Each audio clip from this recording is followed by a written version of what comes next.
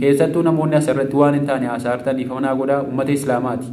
Ankan akka kootti kan argaa jiru garuu sabni biraas yoo jiraate hin beeku ammoo namuma maqaan isaa islaama ka jedhamu jechaadha. Maqaa islaamaa baateetii kan inni asirratti haasa'u jechaadha. Amantii rabbii keessan sodaadhaa isiniin jedha. Namoonni ammoo asirratti yaada bal'isanii dubbachuudhaaf viidiyoo tiktookiin illee nama daangessaa viidiyoo kan koo gara yuutuub chaanaalii kootiitiin illee gadhiiseen jira isiniin jedha.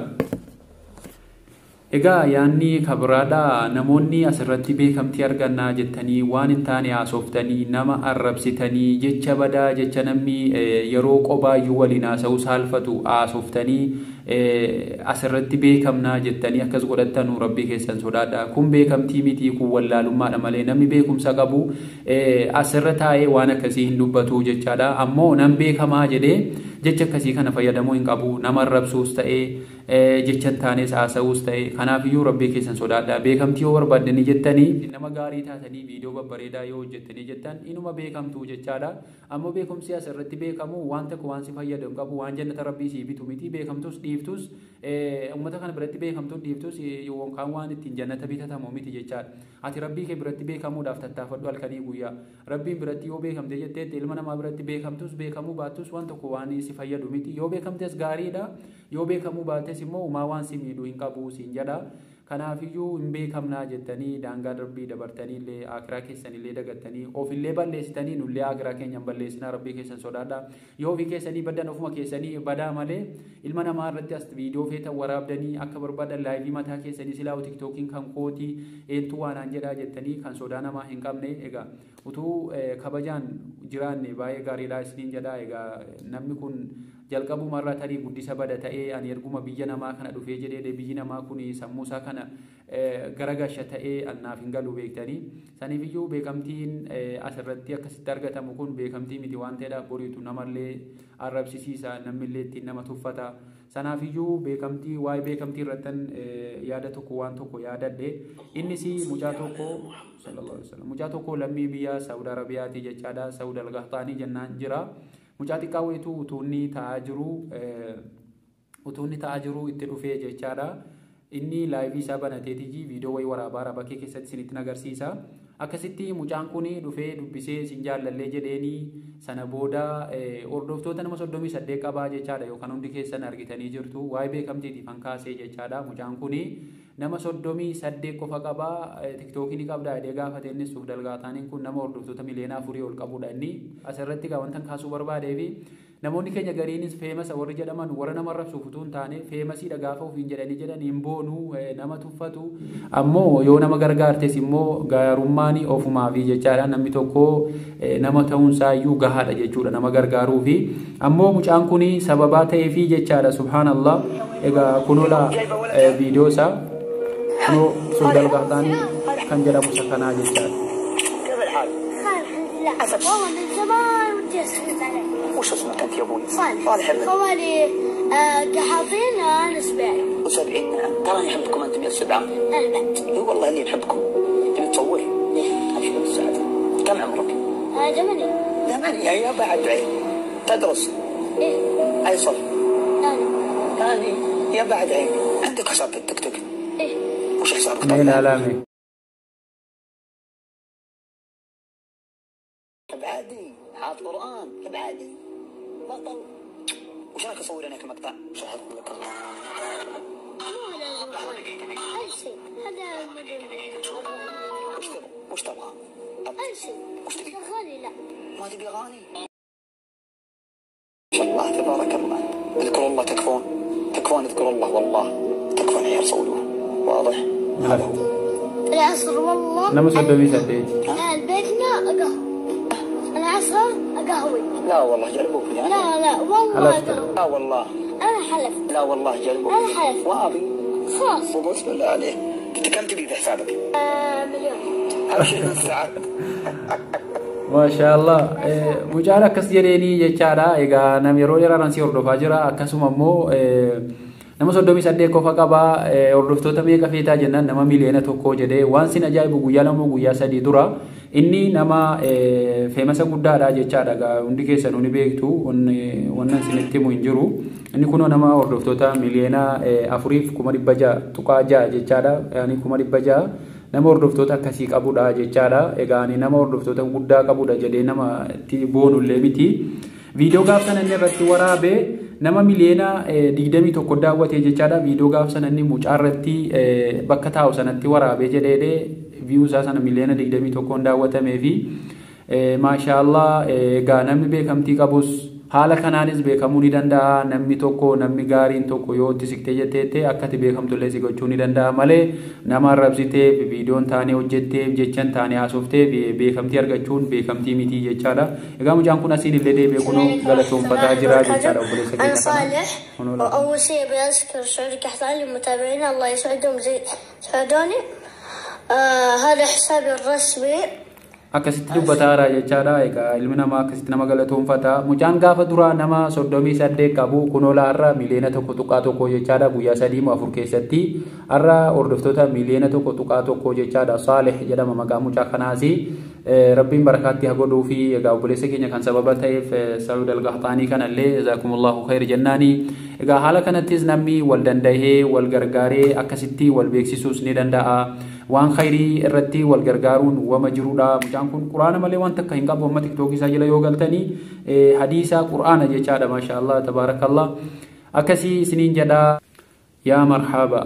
Hayyakumullah. Assalaamu alaykum wa rahmatullahi wa barakaatu. Akkam jirtu hordoftoonni Rashaad Tuubii gama chaanaalii yuutuubii kootiitiin akkasuma gama tiktookaan Rashaad Beddellee ka jedhuun na hordoftanu viidiyoo kana laayik sheer gochuudhaan naaf jalqabaa isiniin jedha. Yaada koo kana immoo haga xumuraatti na dhaggeeffadha. Waanan beekurraan yaada kiyya isiniif qooda. Waanan hin beekne immoo isinirraa barachuudhaaf qophiidha isiniin jedha. Inni sigaa haalamatti jirruu fi akkatti jirru kanatu na yaachiseenaan na yaaddeseenaanis garuma keessan dhufee egaa nama tokko lama yooni nama yaada kana fudhatu yoo argadhe jedheetani kanani gama keessan dhufee isiniin jedha. Innis immoo haalamatti jirru keessattuu sooshaal miidiyaa fayyadamaa jirru keessaa kan tiktookii kun adduma tasuma daangaa darbamee jira. Uummanni badii garaagaraa dalaguudhaan jechan taane haasa'uudhaan gara arrabaatiin gara hundaan haala nama yaachisu keessa geenye jirra. Kanarratti immoo namoonni rabbiin beekumsa ilmi illee isinii kenne barnoota kaanillee isinii kenne namoonni anarra waa hubachuu dandeessan dhugaa kumaatamaa jirtanii asirraa waan kanarraa maaliif hin dubbattan waan kana maaliif calliftanii ijuma kanaan ilaaltanii akkuma koo ilaaltanii bira dabarfattu isiniin jedha. Haga yoomiiti haalli ammatti jirru kun kan asirra deemnu egaa keessattuu saba afaan keenya dhaga'u kana saba afaan Oromoo dubbatu kanani waan kana dabarsaa jiru. Ammoo namoonni rabbiin isiniif laaffisee waan kanarraa dubbadha. Sababa nama tokkootiin namni kumaatamni maaliif gara jallinaatti waloofna wanta hojjetamaa jiru kun shamarri dhiirri asirraa waan hin taane dubbatan jecha arrabaa fayyadamanii jecha namatti hin tolle yeroo fayyadamanu akiraa keenyaaf waan nu toluudha. Ammoo wanti jarri fayyadamaa jiran kun haala kanaan yoo itti fufee jedhee ammam tokko booda miidhaa namarraan ga'aa jettanii yaadaa jirtu ilaata. Dhaloonni dhufu kuni maalirraa barata. Namoonni booda keenya dhufan kun namoota booda keenya dhufan miti. Namni tokko bultii baafachuun isaa hin hafu. Ilmi namaa kamiyyuu abbaa rabbiin carraa godhee fi ilmoon isaadha yookaan ilmoon isiidha gaafa argatee jedhee viidiyoo jarri dur waraabanii ol dabarsan kun waggaa kuma meeqa yoo teesseyyuu viidiyoon kun hin badu jechaadha. Inuma jira boriitu yeroo waan akkasii kana argee jedhee ammam tokkotti saalfataa kun haadhuma kootuu waan akkasii haasaa kun abbaadhuma kootii kan jecha akkasii kana fayyadamuu jedhee gaafa haasa'u deebiis hin deebiftanuufi maali jechaadha. Namni kun akkuma amma utaalu kanatti nafuu boriitu dulluma jira. Akkuma amma jiranu kanatti nafamuu jechaadha wal jechuu barbaadeeti. Saniifiyyuu shamarran keenya sadarkaa duraa irratti rabbii keessan sodaadha. Silaa ilma namaa tokko abbaa fedhe sodaataa hin jirtanii ammoo rabbii keessan of irratti sodaadha. Gaafa biyyaa baatanuu of jijjiirree maatii keenya jijjiirree jireenya keenya jijjiirrannee gara biyyaatti deebinaadha. Ammoo yeroo gara biyya kanaa dhuftanii jettanii daangaa darbuu kana utuu of qusattanii utuu haala hammatti jiramu kana akiraa keessanis yaadattanii baay'ee gaariidha isiniin jedha. Egaa shamara qofas utuu hin taane sadarkaa duraa irratti kan tiktookii kanarraa nu dadhabsiisaa jiru shamara waan ta'eef hankaase malee dhiirris akkanuma jira jechaadha. Kan rabbiin sammuu qolloo fi hedduutu jira. Kan jecha namaas hin dhageenye kan arrabuma qofaaf ariifatu hedduu jira jechaadha. Amma viidiyoonuma kana yeroo dhaggeeffatu iyyuu kan nama arrabsu yoona hedduutu jiraachuu danda'a. Ani immoo dhugaa jiru himuudhaaf arraba namaatiif kanaaf dantaa tokko hin qabu jechaadha. Ammoo rabbii keessan of irratti sodaadha. Utuu namni tokko qofittiin jallatee dhiisee rakkoo hin qabu. Nama sababii nama tokkootiin nama kumaatama miliyoona jechaadha kan jallataa jiru. Viidiyoo nama tokkoo viidiyoo waan hin taane yeroo namni waraabee gadhiisu jecha hin taane yeroo namni gadhiise nama 50 haga 100 oliiti jechaadha kan daawwatu. Waan khayrii immoo waan barnootaa immoo yoo ta'e jedhee nama 500 ol hin darbu jechaadha. Namni viidiyoo sana daawwatu yoo guddate 1000 ga'a. saniifiyyuu waan ka'ee qaburratti tunuuf hojjettanii keessattuu namoonni asirratti waan hin taane haasa'artaniif manaa godhaa ummata islaamaati. Anka akka kootti kan argaa jiru garuu sabni biraas yoo jiraate hin beeku ammoo namuma maqaan isaa islaama ka jedhamu jechaadha. Maqaa islaamaa baateetii kan inni asirratti haasa'u jechaadha. Ammoo wanta akkasii kun amantaan keenyallee nu dhorkaa. Ammallee sabni Oromoo kunillee saba safuu qabu. Kanaafiyyuu kanarratti rabbii keessan sodaadhaa isiniin jedha. Namoonni immoo beekumsa qabdan rabbii keessan sodaadhaa waan beektanurraa of duuban deebiinaati. Gara inni ittiin akka inni gara diinii ofiitti gara barnoota ofiitti akka inni deebi'u gorsaa itti obsaatii barsiisaa isiniin jedha malee itti naarinaa irraallee baqatinaa. Egaa as keessa sheekuutiin haga keessaa baqatanii ba'uu tokko irra ga'anii jiru. Ammuma rabbiin laaffise nama tokko tokkotu kan obsa qabuu fi kan aarii hin qabne irratti afaa jira malee jechaadha miidiyaa kanarratti. Saniifiyyuu waan kanarratti amma dandeessan nu hojjedhaa isiniin jechuu barbaada yaadan qabadhee dhufe kana fakkaata. Asirratti immoo yeroo baay'ee wanti arginu gaa waan nama gammachiisu miti fanaanis waan kana qabadhee dhufe aga yoomii akkasitti jaawwal ilaalla jechuun manna yaachise isiniin jedha.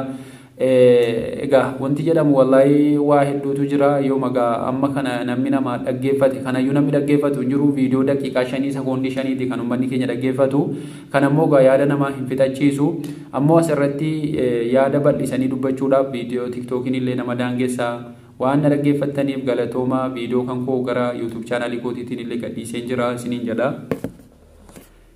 Egaa yaanni kabiraadha namoonni asirratti beekamtii argannaa jettanii waan hin taane haasoftanii nama arrabsitanii jecha badaa jecha namni yeroo qobaayyuu waliin haasa'uu saalfatu haasoftanii asirratti beekamnaa jettanii akkas godhattanuu rabbii keessan sodaadha. Kun beekamtii miti kun wallaalummaadha malee namni beekumsa qabu asirra taa'ee waan akkasii hin dubbatu jechaadha. Ammoo nam beekamaa jedhee jecha akkasii kana fayyadamuu hin qabu nama arrabsuus ta'ee jecha hin taanes haasa'uus ta'ee kanaafiyyuu rabbii keessan sodaadha. Beekamtii yoo barbaaddanii jettanii namuma beekamtii qabuun walitti siqtanii waan kana beekamuus inuma dandeessanii inni kabiraadha ammoo ofuma keessaniif isin nama gaarii taatanii viidiyoo babbareedaa yoo hojjettanii jettan inuma beekamtuu jechaadha.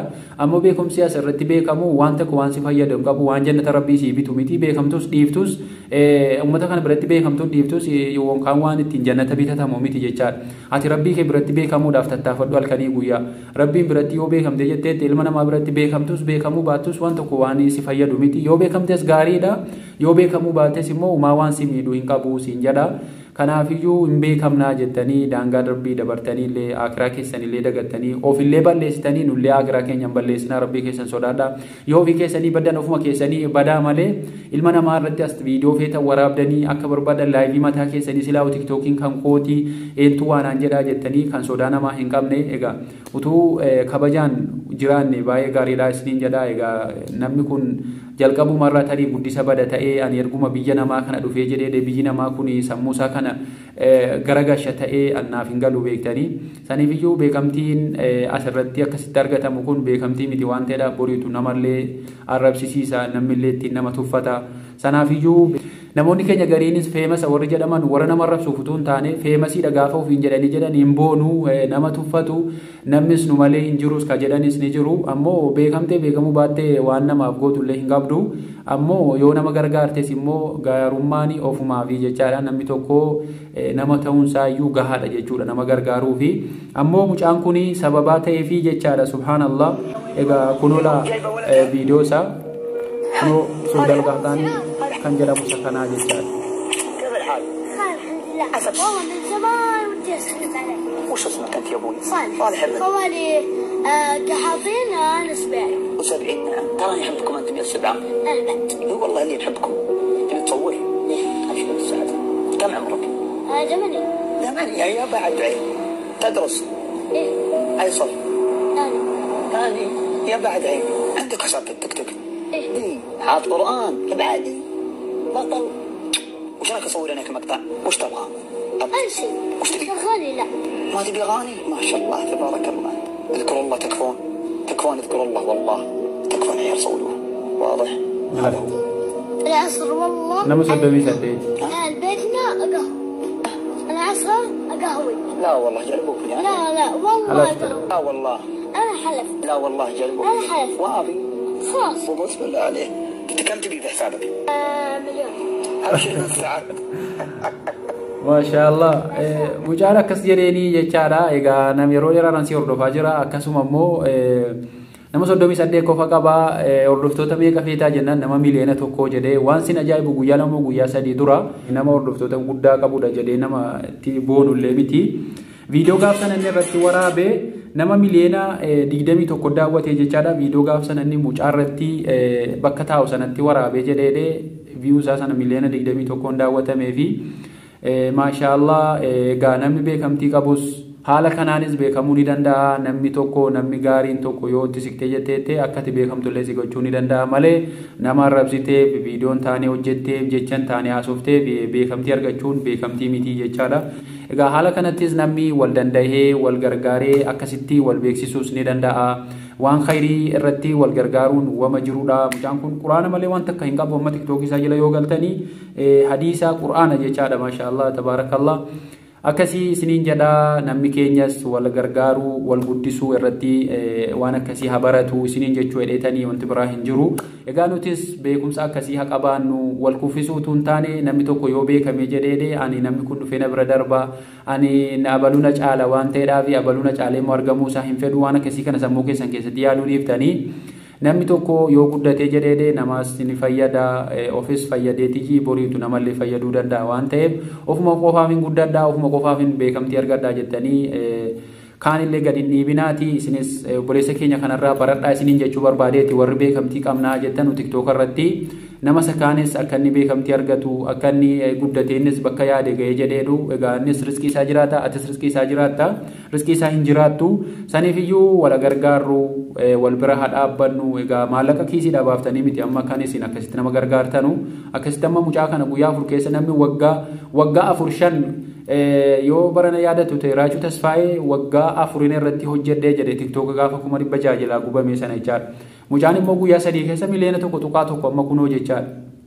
Yoo nama akkasitti wal gargaaree jedhee guddinni karaa gabaabaadhaan argamuu ni danda'a. Utuu nama narrabsiin utuu jechan taane hin dubbatiin utuu nama tokko walitti hin bu'in haala gaariidhaan akhlaaqa gaariidhaan yoo namatti siqattee namni waliin jiraatamu namni itti siqatamu kunis nama gaarii yoo ta'e jedhee haala kanaan guddachuu ni dandeenya. Viidiyoon irra qabadhee dhufe kana fakkaata. Egaa bakka dogongoree fi jechan jedhe keessatti yoo dogongoree jiraate dhiifama isiniin jechuun jaalladha. Waan dhaggeeffattaniif galatoomaa. Viidiyoo kana immoo like, share, subscribe gochuullee hin dagatinaa. Egaa hiriyoottan keessaniif akka sheerinaa gootanu kabajaan isin gaafadha. Egaa wanta narra qabadhee dhufe kun kana fakkaata. Kan biraatiin immoo aga walitti deebinu nagaa rabbii keessanaa tura. Wanti kun natti toleennaan viidiyoo obboleessa keenyaa kana yeroon argee jedhee baay'ee qalbii kootti natti tolee jechaadha. Akkasitti mucaa xiqqaa kana gargaaruusa jazaakumullahu khayr jedhee irra deebi'ee jechuun ni barbaada. Isinis immoo waan akkasii kana nutti haa baratu wal gargaaruun wal bira dhaabbachuun isiniin jedha. Galatooma. Wassalaamu alaikum wa rahmatullahi.